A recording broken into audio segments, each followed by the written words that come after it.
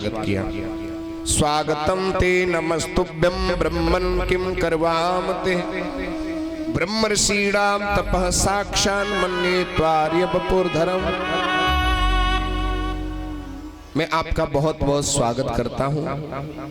वामन भगवान के रूप को देख करके राजा बलि एकदम गदगद हो गए। एक हाथ में माला है, एक हाथ में कमंडल है, एक हाथ में छत्र है, बगल में आसन दबा हुआ है, चरणों में खड़ा हूं है। बलि कहने लगा, आज मैं कितना बड़ा भाग्यवान हूं जो आप जैसे संत का पदार्पण मेरे यज्ञ मंडप में हो गया। मेरा कुल पवित्र हो गया, मेरा पितर देव तृप्त हो गए, मैं आपकी क्या सेवा करूं। अब बलि ने प्रणाम करके पूछा कि आपका आश्रम कहाँ है, आप कहाँ रहते हो, आपके माता पिता कहाँ रहते हैं। भगवान कुछ नहीं बोले। क्यों नहीं बोले?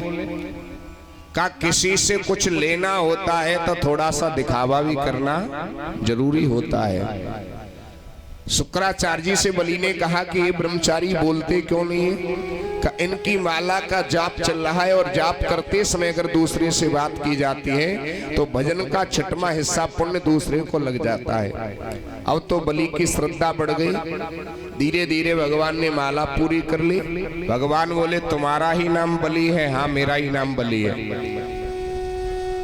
कि आपके परबाबा हिरण्यकश्यपु बड़े दानी थे, आपके बाबा प्रहलाद भी बड़े दानी थे, आपके पिता विरोचन भी बड़े दानी थे, और आप दान देने की बात करते हो, इसमें कोई संकोच नहीं है।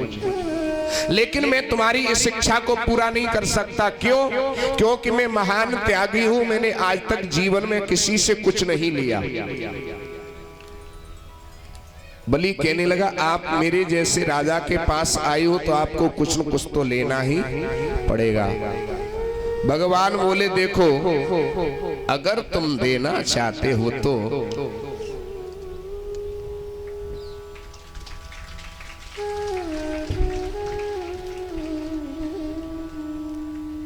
जोरदार ताली इन वक्त के लिए। बहुत बहुत साधुवाद, बहुत बहुत शुभकामनाएं। ठाकुर जी ऐसे भक्तों पर अपनी कृपा बनाए रखें, यही कामना है। पुनः एक बार जोरदार तालियों से अभिनंदन। लेकिन परीक्षित महाराज, ये माला तो कहूं तक ठीक है, और जो दूसरी माला कहूं के गले में पड़ जाते वही सबसे ज्यादा खतरा की हो गए। बोलिए गोविंद भगवान की। मन को एकांक्षित करें। कहा, देखो, तुम्हारे भी मन को कष्ट नहीं होगा और मेरा भी नियम नहीं बिगड़ेगा। इसलिए अगर आप देना चाहते हो तो तस्मात् तो महीमी सद्व्रणे हम वरदर सभा पदानि त्रीण देत्रेण संमितानि पदाममः। केवल हमको 3 पग भूमि दे दीजिए। कितनी दे दीजिए? 3 पग। और कहा, वह भी हम अपने पैरों से नाप करके लेंगे। बलि कहने लगा, मेरे जैसे राजा के पास आकर के 3 पग भूमि और वो भी अपने पैरों से नाप के लोगे? कहा, हमको बैठने के लिए, आसन लगाने के लिए जगह चाहिए, इतनी ही जगह बहुत है। अरे मैं तो बहुत कुछ देना चाहता हूँ। भगवान ने मन में सोचा, पहले 3 ही पग पूरे कर देना, फिर बाद में देना। कहा, ठीक है, ये जो जगह है सब अपनी है, जहाँ से उचित लगे वहीं से नाप लीजिए। ये जो कथा हो रही है, ये जगह किसकी है? परीक्षित महाराज तुम्हारी है? किसी और की है? किसकी है? भगवान की। अच्छा, आज से कब्जा हमारा है इस जगह पर, ठीक है? तैयार हो? बोले गोविंद भगवान की। कहा, ये सब जगह अपनी है, जहां से उचित लगे वहीं से नाप लीजिए। भगवान कहने लगे, तुमको दान देना भी नहीं आता है, पहले संकल्प तो कीजिए। आचार्य जी रोज संकल्प करवाते होंगे। संकल्प का मतलब होता है पक्का रजिस्ट्रेशन। आपने किसी चीज का अगर संकल्प कर दिया और फिर संकल्प करने के बाद नहीं दी तो फिर आपको नरक में जाना पड़ेगा। कहा, पहले संकल्प तो कीजिए। कहा, थोड़ी सी जगह को लेकर के मैं क्या संकल्प करूं? अब संकल्प को लेकर के दोनों में बहसबाजी हो रही है। इतने में शुक्राचार्य जी भगवान को पहचान गए और बलि का हाथ पकड़ करके एक कोने में अलग ले गए। बोले बलि महाराज तुम नहीं पहचान पाए, मैंने इस छलिया को पहचान लिया। ये कौन है? ये साक्षात विष्णु है। अगर तुमने 3 पग भूमि देने का संकल्प कर लिया तो 2 ही पग में त्रिलोकी को नाप लेंगे, तीसरा कहां से पूरा करोगे? बलि ने कहा अगर गुरुदेव ये भगवान है तो मेरे तो दोनों हाथों में लड्डू है, इन्हीं का दिया हुआ सब कुछ और तेरा तुझको अर्पण क्या लागे मेरा। अरे नहीं बलि, इनसे मना कर दो, मेरी कोई दान देने की बात नहीं हुई है, इनसे मना कर दो। बलि कहने लगा गुरुदेव आप मुझे झूठ बोलने की प्रेरणा दे रहे हो, आप मेरे कैसे गुरुजी हो जो अपने शिष्य को गलत शिक्षा दे रहे हो? तो शुक्राचार्य जी कहने लगे राजा बलि कुछ जगह ऐसी होती है जहां पर झूठ बोलने से पाप नहीं लगता। आप भी सीखिएगा कौन कौन सी जगह है। यहाँ तो झूठ नहीं बोलते होंगे कि बोलते हो? यहाँ आप लोग कोई झूठ तो नहीं बोलते। 8 जगह ऐसी होती है जहां पर झूठ बोलने से कोई पाप नहीं लगता। लिखा है भागवत में स्त्री सुनर्म विवाहे च वृत्यर्थे प्राण संकटे गो ब्राह्मणार्थे न हिंसायाम नानितम स्याब्जगोस्यतम। सबसे पहली जगह स्त्रीषु माने स्त्रियों से कोई बात छुपानी हो और झूठ बोल दिया जाए तो कोई भी पाप नहीं लगता। भाई लोग समझ गए कि नहीं? अपनी घरवाली से कोई बात छुपानी हो, झूठ बोल दिया जाए तो पाप नहीं लगता है? माता बहनें सोच रही होंगी आज तो हमारी बुराई करने लग रहे हैं। बुराई नहीं कर रहे, आपके ही मुंह से एक भजन हमने सुना है। आइए एक लाइन हम गुनगुनाएं। कौन सी? कि जिस भजन में राम का नाम न होना चाहिए, जिस भजन सब बोलिए राम का नाम न हो उस भजन को गाना ना चाहिए, उस भजन को गाना ना चाहिए, उस भजन को गाना ना चाहिए। जिस भजन में राम का नाम न हो उस भजन को गाना ना चाहिए, जिस भजन में राम का नाम न हो उस भजन को गाना ना चाहिए। उसी भजन में एक लाइन आती है, कौन सी?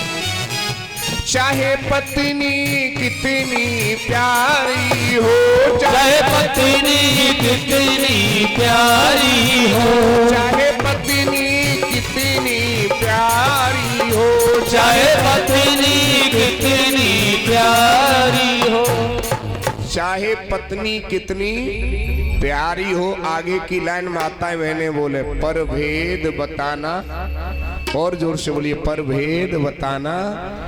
तो हम तुम्हारी कोई बुराई नहीं कर रहे, जो तुम्हारे से सुना है वही हम बता रहे हैं, ठीक है? स्त्रियों से कोई बात छुपानी हो, झूठ बोल दिया जाए तो कोई पाप नहीं लगता, ठीक है? देखिए भाइयों, आपने कोई बात बता दी, ये गलती कर दी समझ लो, और बताने के बाद ये कह दिया किसी से कहना मत, तो ये डबल गलती कर दी। क्योंकि इनका एक नाम है औरत। क्या नाम है? औरत। जो अपनी बात और से कह दे उसी का नाम है औरत। तो इनके हृदय में कोई बात छिप नहीं सकती। दूसरा कारण ये भी है कि पुरुषों की अपेक्षा माताओं का हृदय जो है वो बड़ा कोमल होता है। आप कोई बात बता करके चले गए, पीछे से आपका ही दुश्मन आएगा, रो रो करके सारी बातों को पूछ लेगा। माता बहनों का हृदय इतना कोमल होता है, ये किसी दूसरे की आंखों में आंसुओं को नहीं देख सकती, इतना कोमल हृदय होता है। और अपनी आंखों में भगवान न जाने साड़ी के पल्लू में कोने में लाल मिर्च होती है कि खटाई होती है कि नमक होता है, थोड़ा सा आंखों से लगाया और टप्पी टप आंसू शुरू। कहीं जाने की बारी आए ना तो बैग में कपड़े भी रखती जा रही है, रोती जा रही है, खाती जा रही है, रोती जा रही है, चलती जा रही है, रोती जा रही है, लेकिन दूसरे की आंखों में कभी आंसू नहीं देख सकती। इतना हृदय कोमल होता है। और एक कारण भी है, स्त्रियों को श्राप लगा हुआ है महाराज युधिष्ठिर का। कैसे कि एक जब सारे कौरव मारे गए, युधिष्ठिर जी का राज्य तिलक हो गया, तो पांचों पांडवों को, देवी द्रौपदी को, कुंती को लेकर के युधिष्ठिर जी महाराज गया में पहुंचे। एक एक भाई का नाम लेकर के पिंडदान करने लगे। जब सारे कौरव भाइयों के नाम से पिंडदान कर दिया तो बगल में मां कुंती खड़ी थी। कुंती ने करके कहा, बेटा युधिष्ठिर, एक पिंड दान तुम कर्ण के नाम से भी कर दो। युधिष्ठिर जी ने कहा, मां कर्ण के नाम से? वो हमारी जाति का नहीं, हमारी बरादरी का नहीं, हमारे परिवार का नहीं, हमारे गांव का नहीं, आप उसके नाम से क्यों पिंडदान कराना चाहती हो? कुंती ने रोक करके कहा, बेटा युधिष्ठिर, कर्ण कोई और नहीं, तुम्हारा ही बड़ा भाई था, लेकिन कुंवारी अवस्था में उत्पन्न होने के कारण मैंने दुनिया की लोक लज्जा के वैसे लता पताओं में लपेट करके उसे यमुना जी में फेंक दिया था। तो उसे अदरत नाम का सूत उठा करके ले गया।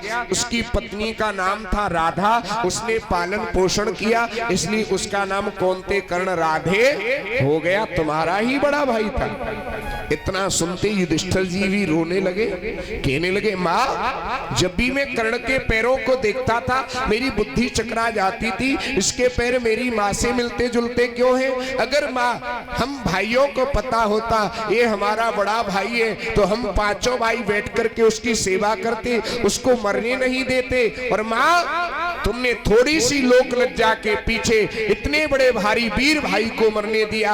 आज से मैं दुनिया की माताओं को, स्त्रियों को श्राप देता हूँ, कितनी से भी कितनी बड़ी से बड़ी गुप्त बात हो, कोई भी स्त्री अपने हृदय में बात छिपा नहीं सकती। ये युधिष्ठिर जी का भी श्राप है।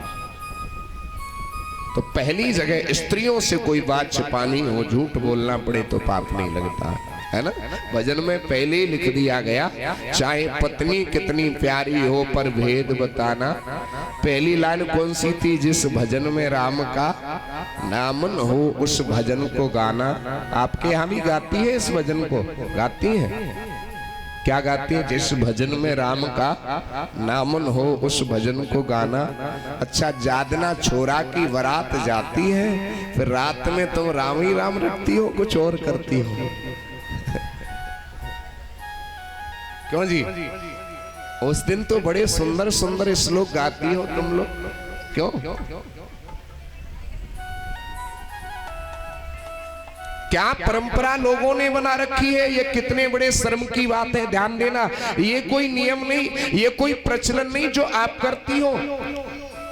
पहले रात्रि में जगराता इसलिए किया जाता था कि पहले बारात में जो है पुरुष लोग सब बारात में चले जाते थे तो सारी स्त्रियां ही रह जाती थी और उस समय बैठ करके कीर्तन किया जाता था, कहीं कोई चोर ना आ जाए, इसलिए जगराता किया जाता था। उस परंपरा को आजकल लोगों ने क्या उल्टा सीधा बना रखा है, क्या क्या भाषण करती है, क्या क्या नौटंकी करती है। याद रखना, ये नहीं करना चाहिए। जहां पर एक नई बहू का घर में प्रवेश होना है और उसमें मंगल गीत गाने की जगह तुम असभ्य भाषा का प्रयोग करती हो, उस घर में कभी शांति नहीं आएगी।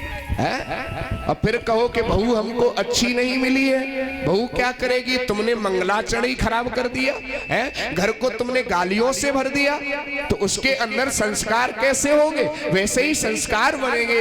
इसलिए उस समय हमको बैठ करके कीर्तन करना चाहिए, भगवान की सेवा पूजा करना चाहिए। ये कोई परंपरा नहीं है, कि एक भेड़ जिधर जा रही है उधर दूसरी भी जा रही है, ये कोई परंपरा नहीं है। इसलिए जहां तक वो कहने का काम हमारा है, करने का काम आपका है, क्योंकि हम मुसाफिर हैं। कल अपने, हाँ कल तो नहीं जाएंगे, 27 तारीख को जाएंगे, ठीक है। इसलिए नहीं करना चाहिए, ध्यान देना।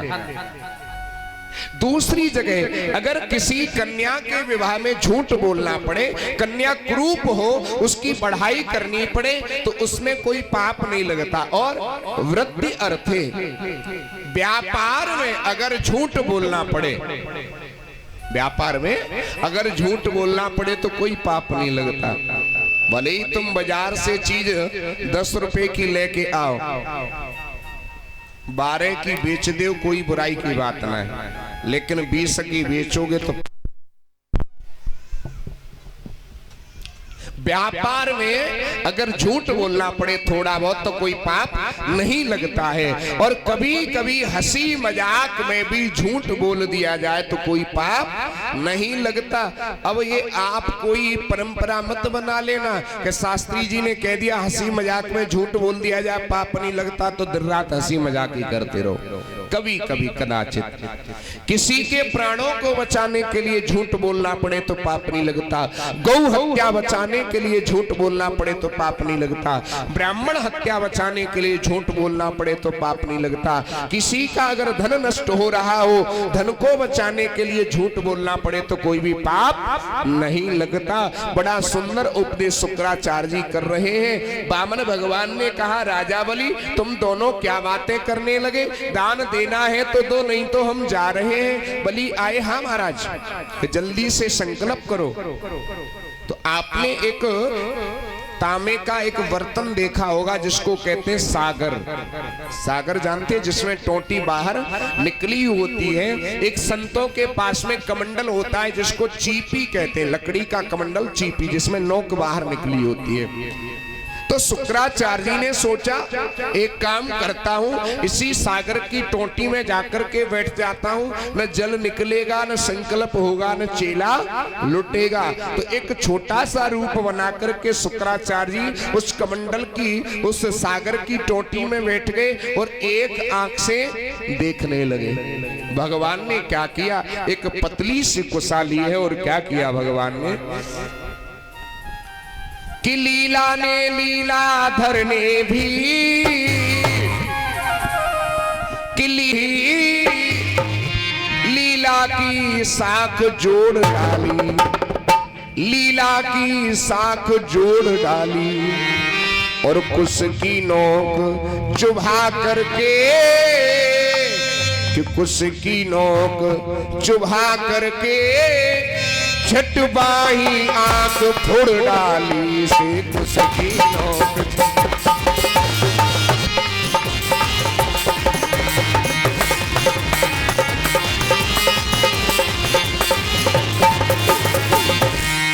एक आंख से देख रहे थे, भगवान ने पतली सी कुसा ली और जैसे ही सागर की टोटी में डाला, एक बाजार बंद है गए और कनेटा है गए। कनेटा कौन हो गए? इसका मतलब क्या है भक्तों, ध्यान दीजिए। एक आंख काने का मतलब क्या है कि जो व्यक्ति अगर कोई धर्म कार्य कर रहा हो, पुण्य कार्य कर रहा हो, तो हो सके तो उसका सहयोग करना चाहिए।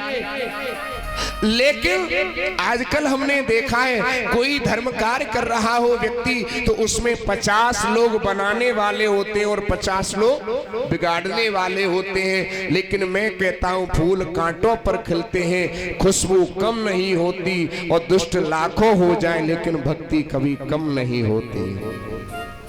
एक आंख काने का मतलब है न उसका यह लोक बनता न परलोक बनता। अगर कोई दान कर रहा हो तो उसमें कभी रोक टोक नहीं करनी चाहिए। तुरंत राजा बलि ने संकल्प किया है। संकल्प करने के बाद प्रणाम किया और प्रणाम करते ही भगवान अरबों खरबों किलोमीटर लंबे हो गए। बोलिए विराट भगवान की कि पृथ्वी नापी